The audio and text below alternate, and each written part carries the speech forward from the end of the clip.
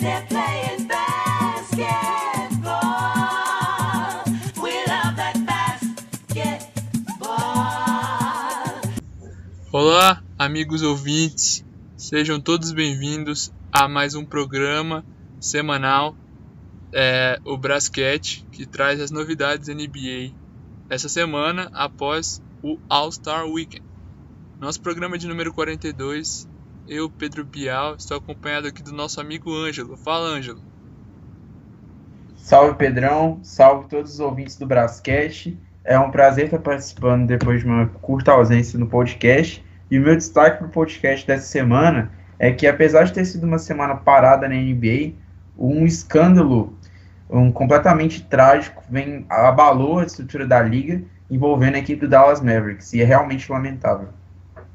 E o meu destaque dessa semana vai para o meu mísero performance nos palpites do All-Star Weekend. Consegui errar todos, inclusive do jogo das celebridades. Mas bola pra frente, né? Porque é vida que segue. Como o Ângelo comentou, nessa semana a gente vai começar falando sobre o escândalo que ocorreu no Dallas Mavericks, que foi divulgado, né? Em relação à questão de assédio dentro da direção do time. Mas além disso, a gente vai falar também sobre a declaração do Greg Popovich que provavelmente o Kawhi não volte nessa temporada. Além disso, vamos tratar também sobre como o buyout afeta o final de temporada da NBA, né? Já que alguns veteranos fazem acordos com os times que estão para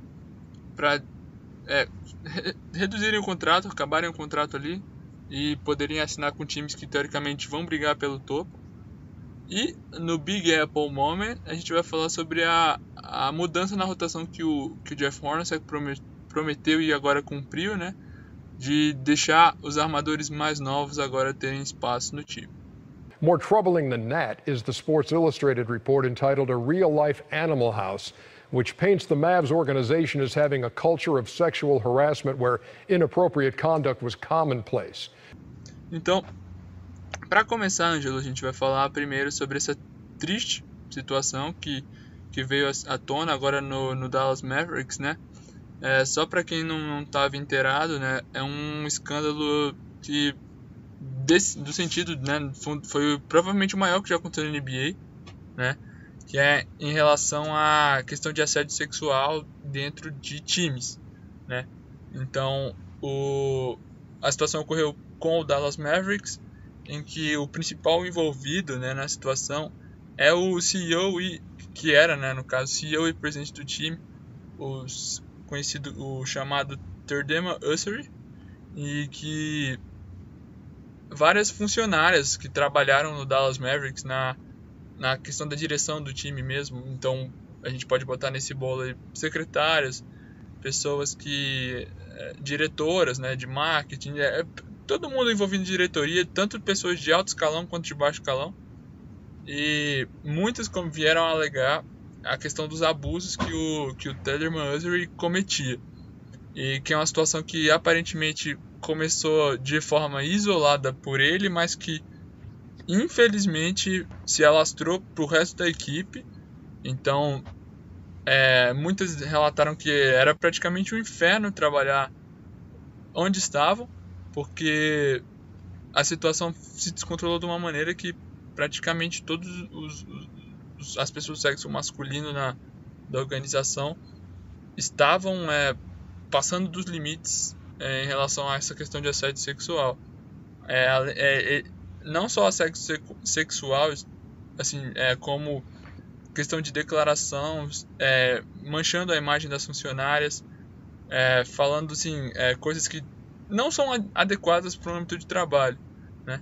E o problema disso é que parece que isso já vem acontecendo há muito tempo e que não foi divulgado, e muitos repórteres dão a entender que as pessoas as principais envolvidas acusam o dono do time, o Mark Cuban, que é um dos donos mais conhecidos e mais influentes dentro do cenário da NBA, acusavam que ele sabia de toda a situação e não veio a fazer nada, né?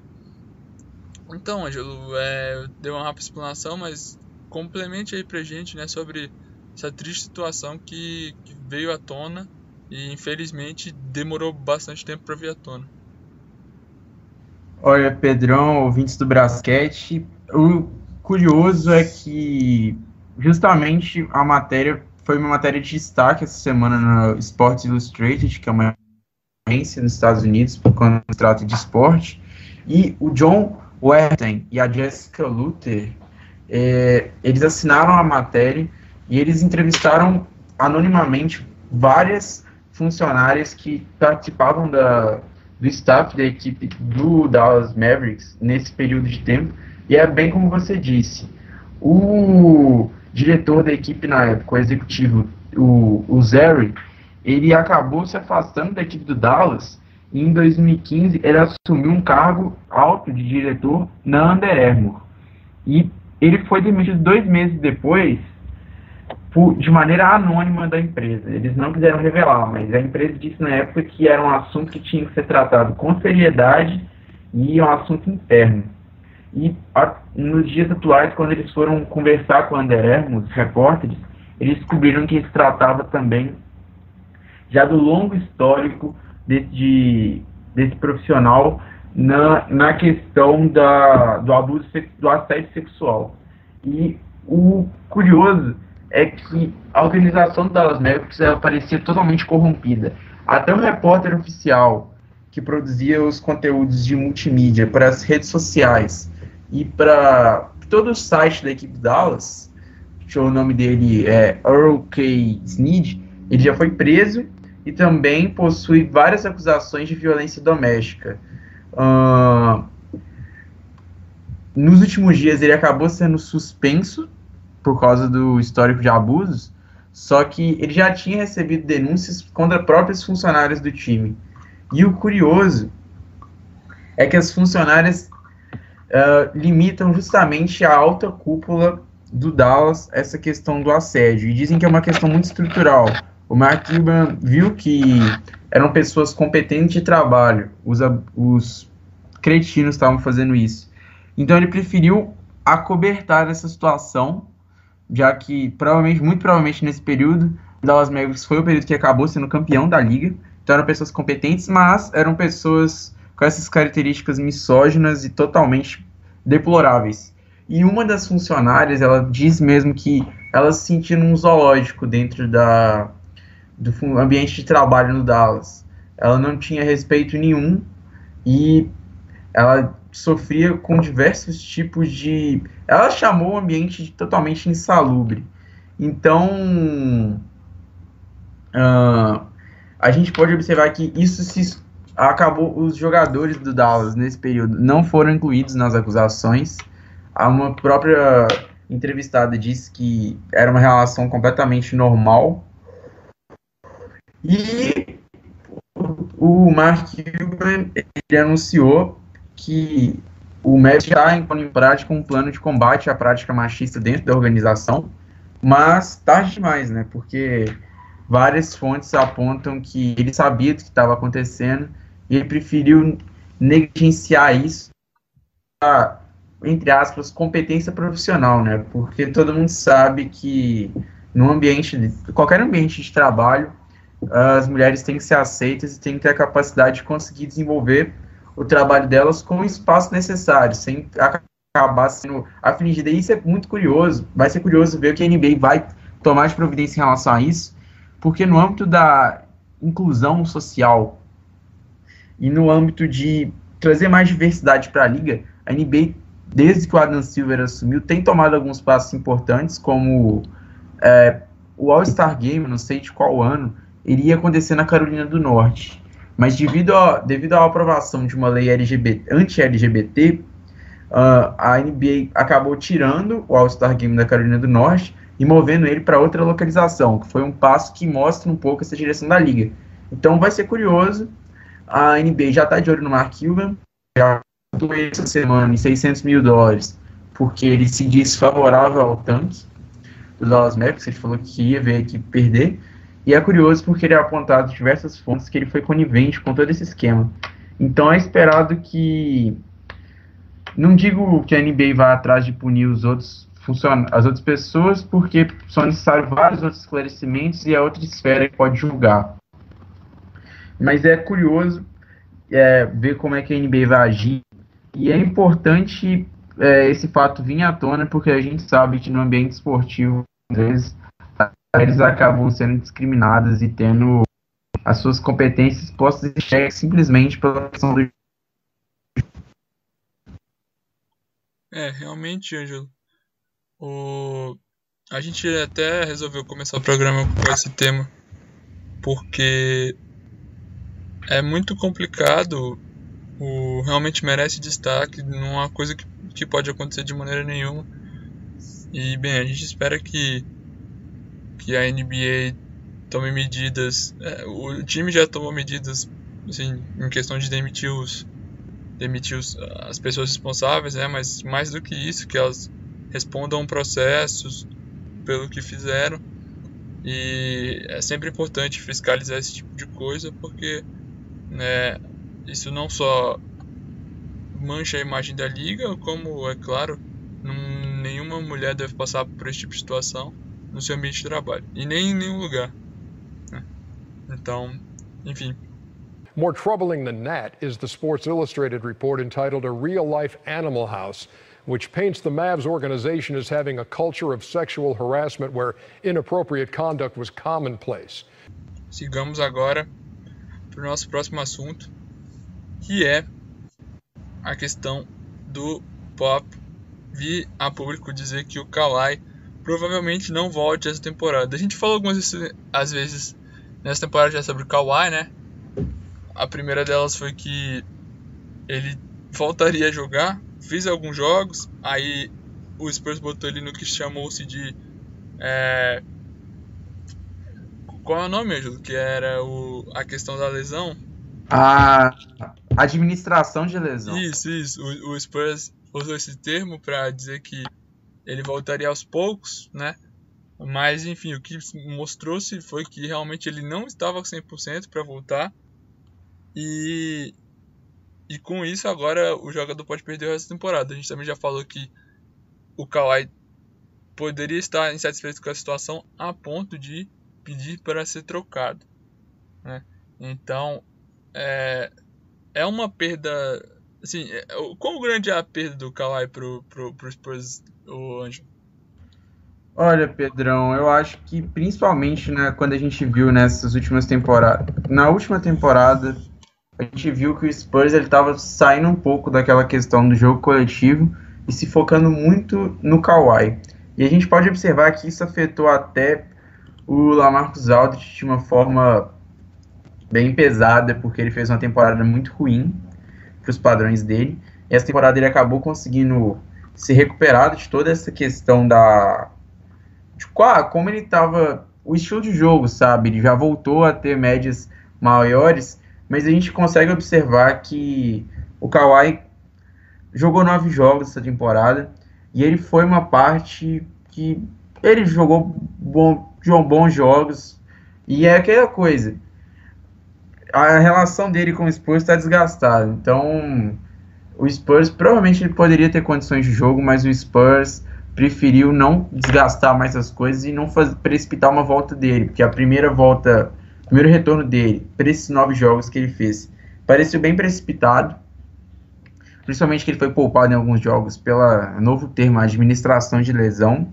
Eu acho que a equipe do Spurs vai sofrer, porque a equipe tem encontrado no LaMarcus Aldridge e até num suspiro um pouco mais alto do Ginobili voltando a jogar um bom nível, mas a equipe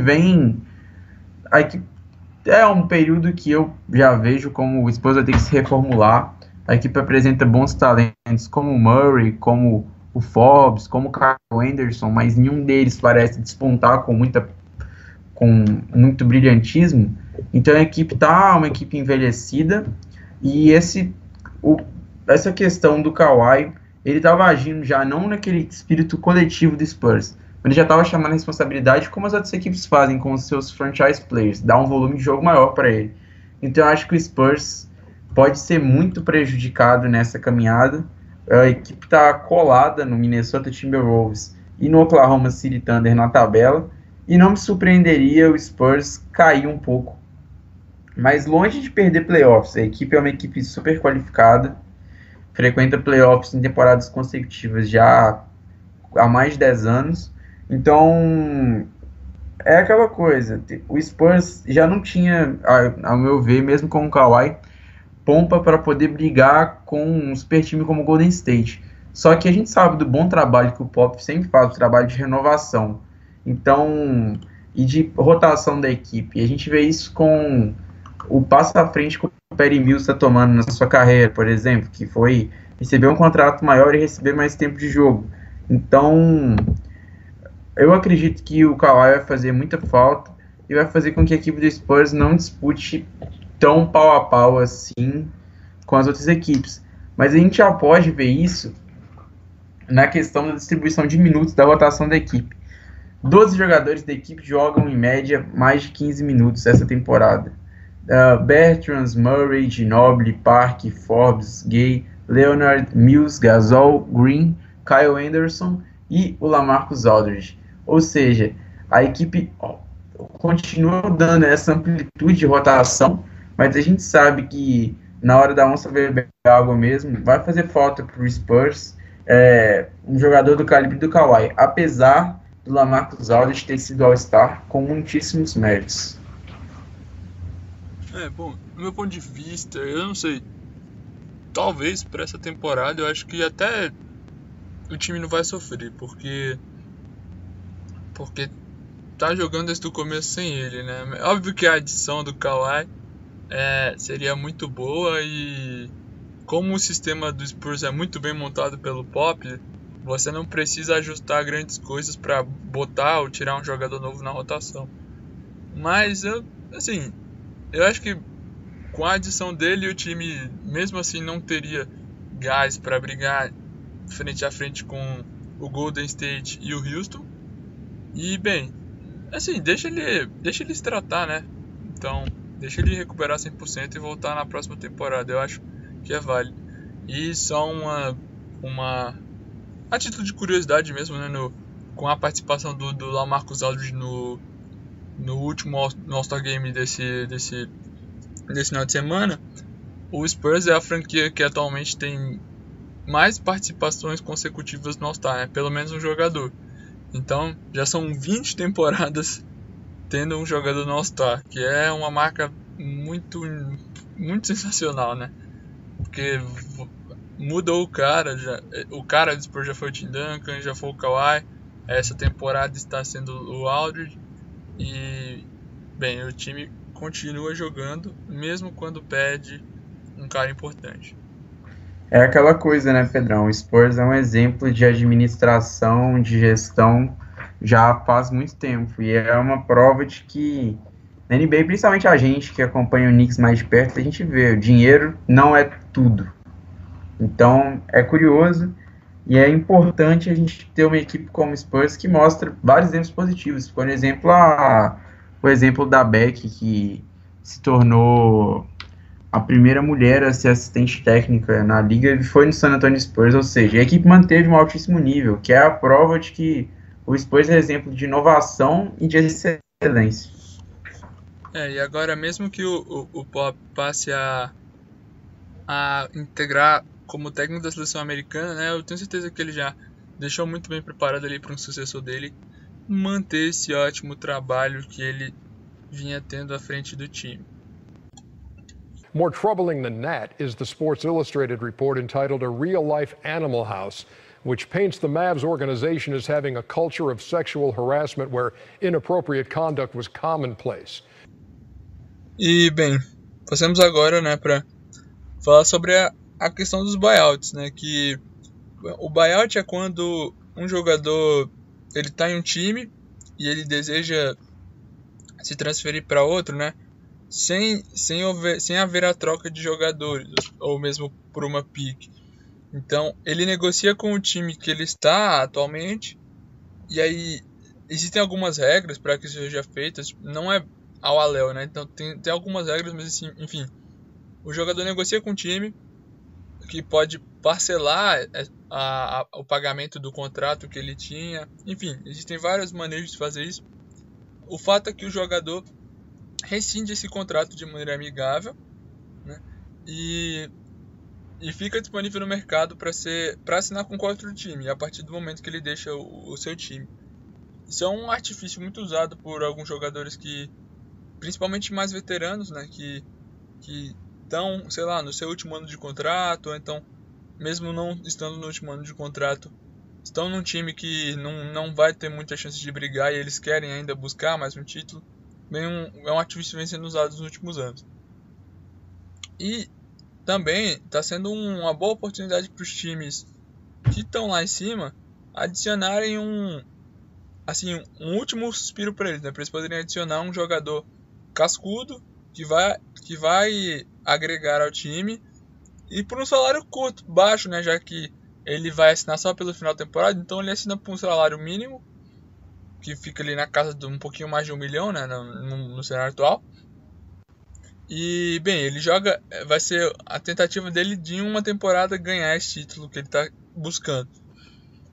Nessa temporada a gente já viu os casos do Greg Monroe fazendo isso com o Phoenix Suns, né? Após começou a temporada no Bucks, foi trocado para o Suns, organizou um buyout e agora está lá no Celtics.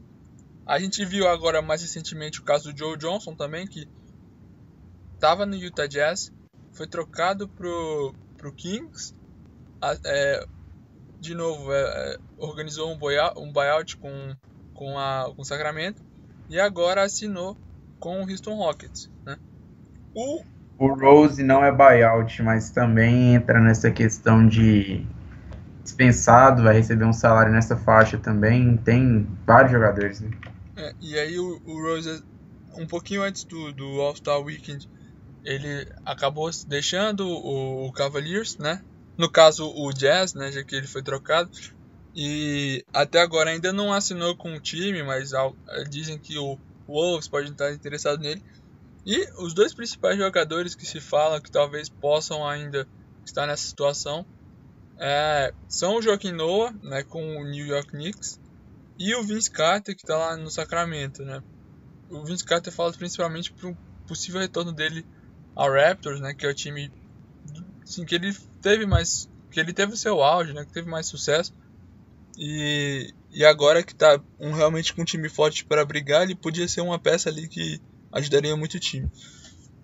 Então, Ângelo, eu ia te perguntar duas coisas. Primeiro, desses 5 jogadores, né, que eu citei, o Greg Monroe, o Joe Johnson, o Derrick Rose, o Noah e o Vince Carter, qual, assim, levando em conta que o Noah e o Vince Carter realmente façam um buyout, qual seria o jogador que agrega mais dos 5? E, além disso, né, como você vê a questão do buyout? Assim, você acha que está se tornando meio banal? Porque o meu ponto de vista é um pouquinho nesse sentido. O que você acha do buyout em si? Olha, Pedrão, eu vou concordar com você que o buyout está se tornando um pouco uma banalidade. Isso a gente pode ver na trade deadline. Quando eles falaram com o GM do Rockets, eles claramente reportaram que a postura do Rockets na trade deadline ia ser de não fazer trocas, porque o Rockets, como um contender, ia esperar o mercado do buyout. E isso é muito curioso, porque que equipe que quer ser campeã igual o Rockets desiste de uma trade deadline e você pode conseguir um jogador? Só uma equipe que sabe que vai conseguir assinar com jogadores bons e baratos num período posterior, jogadores que vão acabar rescindindo com suas equipes. Então é bem curioso isso, e eu acho que é uma artimanha que favorece as equipes que estão no topo da liga. Normalmente as equipes que brigam pelos jogadores que acabam fechando o buyout com os seus times são as equipes que estão no topo da NBA, mas eu acho que é meio injusto, porque você vai ter jogadores bons assinando por contratos pequenos, então você aumenta a disparidade, sabe? É engraçado que a NBA precisa adequar mais essas formas de competitividade, porque a gente vai ver, começou ontem a reta final da temporada regular. A gente sabe o que acontece na temporada final a gente sabe o que acontece na reta final da temporada regular. A disparidade entre as equipes aumenta E daqui a pouco vai ter umas peladas aí. Time que já tá classificado para os playoffs, não quer forçar, e time que quer perder. Esses times se enfrentam, a competitividade cai muito. Então, eu acho que a liga tem que tomar posturas em relação a isso, principalmente para a segunda metade da temporada, onde o buyout é relevante para aumentar essa disparidade entre as equipes. Não sei até que ponto, eu acho que o buyout tem que continuar existindo, mas é mais uma questão da forma como os times têm atacado o mercado de buyout. É chamado de mercado de buyout porque todo mundo sabe que vai ter opções boas lá. E, Pedrão, repete o nome dos 5, por favor. Eu acabei esquecendo aqui. Greg Monroe, o Joe Johnson, o Derrick Rose, o Joakim Noah ou o Vince Carter? Eu assinaria com o Monroe porque ele foi um jogador que, principalmente quando eu vi que ele estava na lista de jogadores disponíveis depois de acertar o buyout, eu me surpreendi, porque desde a época onde ele foi agente livre e acabou assinando com a equipe de Milwaukee, ele é um jogador de muita qualidade e ele pode agregar nessa rotação dos Celtics, mesmo recebendo menos tempo de jogo.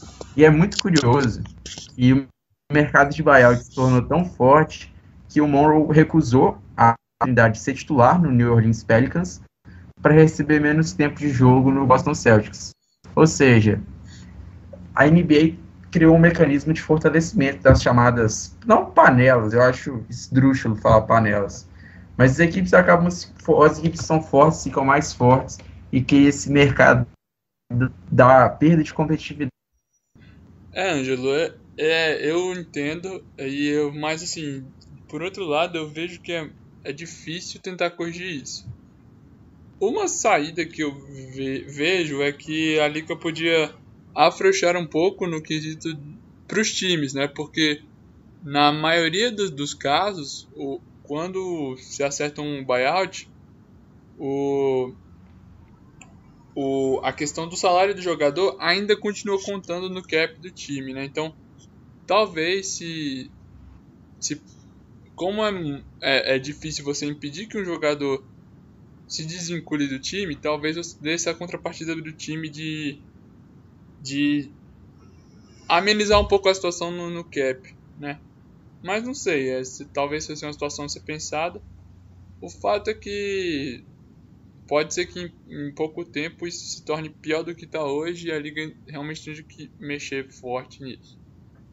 Mas enfim, passemos agora pro Big Apple Moment. Anywhere it's up to you, New York, New York. Então, o Knicks teve, hoje a gente vai falar do Knicks, e o Knicks teve praticamente uma semana de descanso, né, com a questão do All-Star Weekend, voltando a jogar só nesse dia, na quinta-feira, né, dia 22, contra o Orlando Magic, ganhando o jogo, né? O último jogo tinha sido na sexta-feira. Não, na sexta-feira não, desculpa, na quinta-feira ainda. Antes do All-Star Break. Na verdade foi na quarta, né, Ângelo? Não, enfim. Foi uma semana pro time. O técnico Jeff Hornacek já tinha sinalizado que faria uma mudança na linha que saía jogando o time, né? Porque um dos pontos que ele era mais cobrado era que em relação aos armadores, em que o Jarrett Jack, que já é bem veterano na liga, já tem 34 anos, estava ganhando bastantes minutos, enquanto os jovens, né, como o Frank Ntilikina, depois o Trey Burke, que veio da D-League, e o Moody, que veio na trade deadline, estavam com poucos minutos. Então, já no último jogo a gente observou essa mudança, em que o titular foi o Emmanuel Moody, né? O resto da linha permaneceu intocado. A questão mesmo que mudou foi a saída do Jarrett Jack.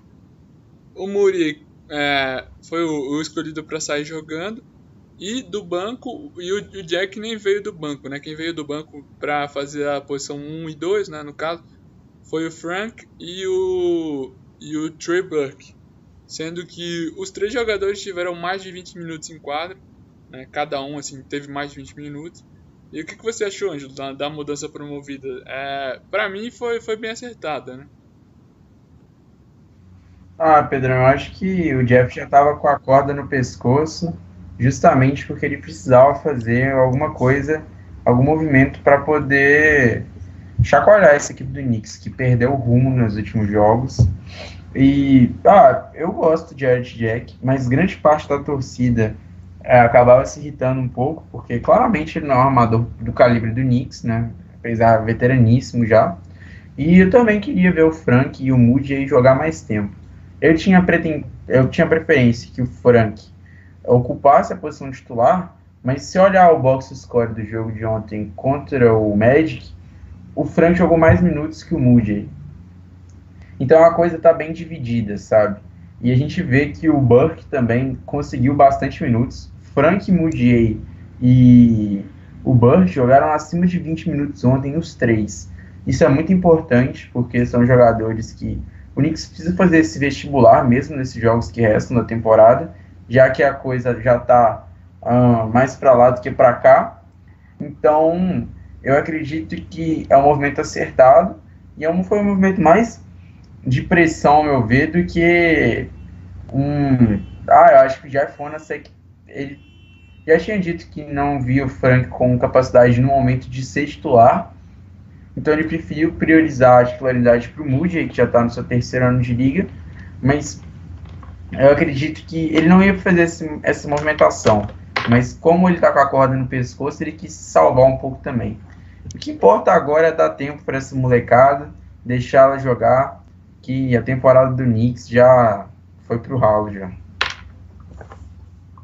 Bem, eu achei acertado, como você disse, que o titular fosse o Moody, porque você disse que ele tá no seu terceiro ano de liga já, e no próprio Denver ele foi titular bastante tempo, e até que perdeu a posição pro Murray e pro Nelson, né, mas enfim, acho que dos três que vão disputar ali com a ausência do Jack, ele realmente deveria ser titular, e acho bom que todos tenham muitos minutos, né?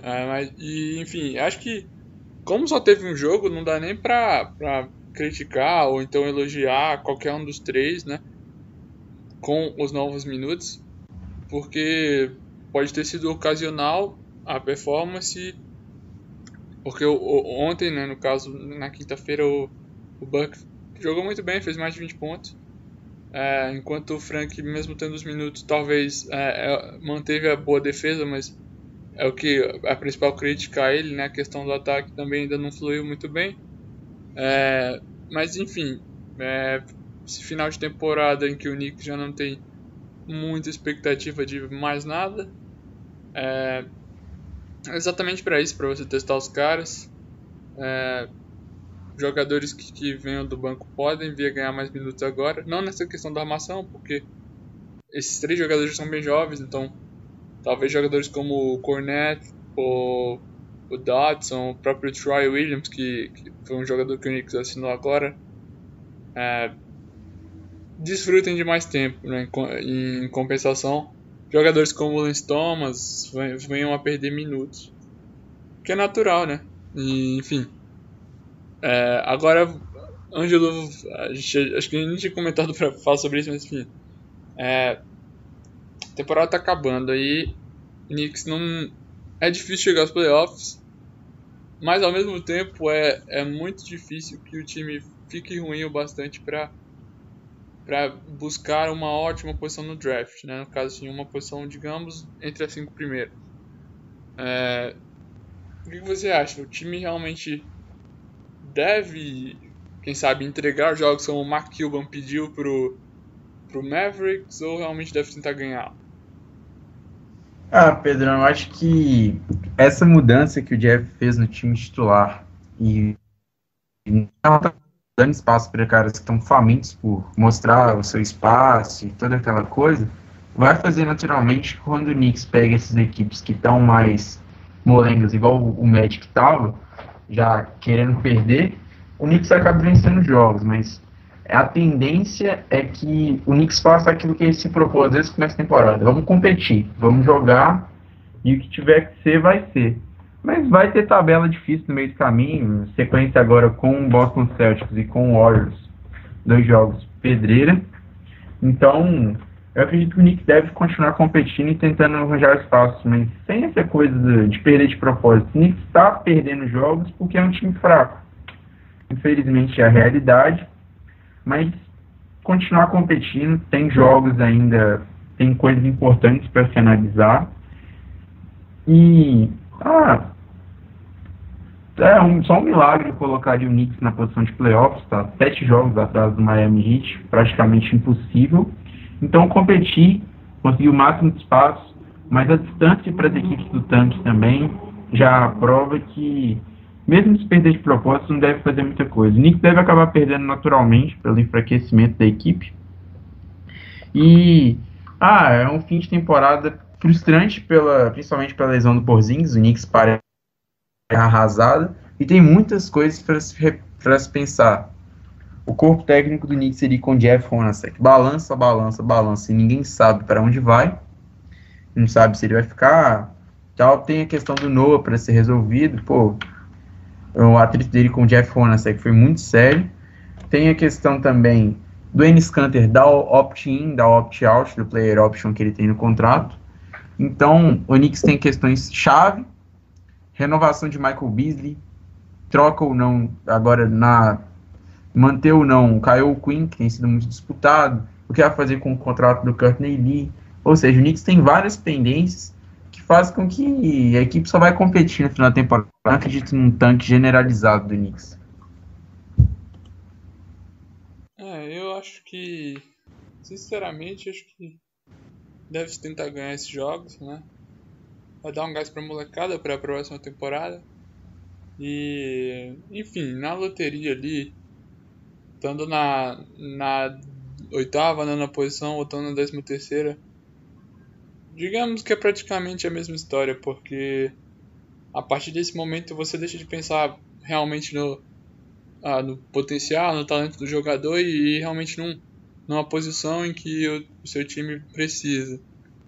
E podem ser bons jogadores aí a todo momento, né? O draft não tem uma pick alta, não é garantia de muita coisa. E na minha opinião, nos últimos anos as picks mais altas do draft, a cada ano elas são menos incertas, né? Porque a cada ano os jogadores vêm menos preparados para a NBA. Mas enfim, isso é uma discussão para outra hora. E com isso a gente encerra nosso programa de hoje. Mais alguma coisa a acrescentar, Ângelo? Não, acho que o meu único acréscimo seria que, assim como tem muitos jogadores agora fechando com, quer dizer, muitos não, alguns fechando no contrato do buyout, tem muitos jogadores também recebendo as suas honrosas oportunidades do contrato de 10 dias, que é um contrato interessante, principalmente para os jogadores que estão na D-League, a Liga de Desenvolvimento da NBA, e parece bobeira para muitos, é uma oportunidade de luxo. O próprio Knicks assinou com o Troy Williams, que foi dispensado do Houston Rockets, e tem várias outras equipes aí dando contrato de 10 dias para os jogadores, assim como começou com o Trey Burke no Knicks, e ele acabou conseguindo vingar, assim, sabe, mostrar a expectativa e conseguir um contrato.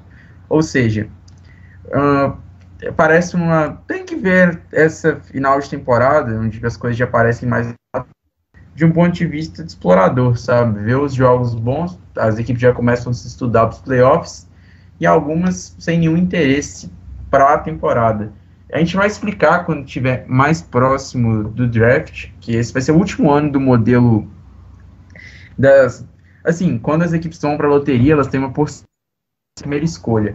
A NBA vai remodelar isso para o draft de 2019, então é curioso, mas a gente vai ver que a NBA está tentando aumentar a competitividade, já que o modelo atual da liga faz com que esse período de final de fevereiro até ali o começo, metade de abril, seja bem paradão. Mas isso, vida que segue.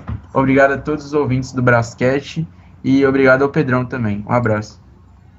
Eu que agradeço, Ângelo. Semana que vem esperamos contar com o nosso amigo Diego de volta. E, bom, fica o meu abraço a todos os ouvintes. E até a próxima semana. Time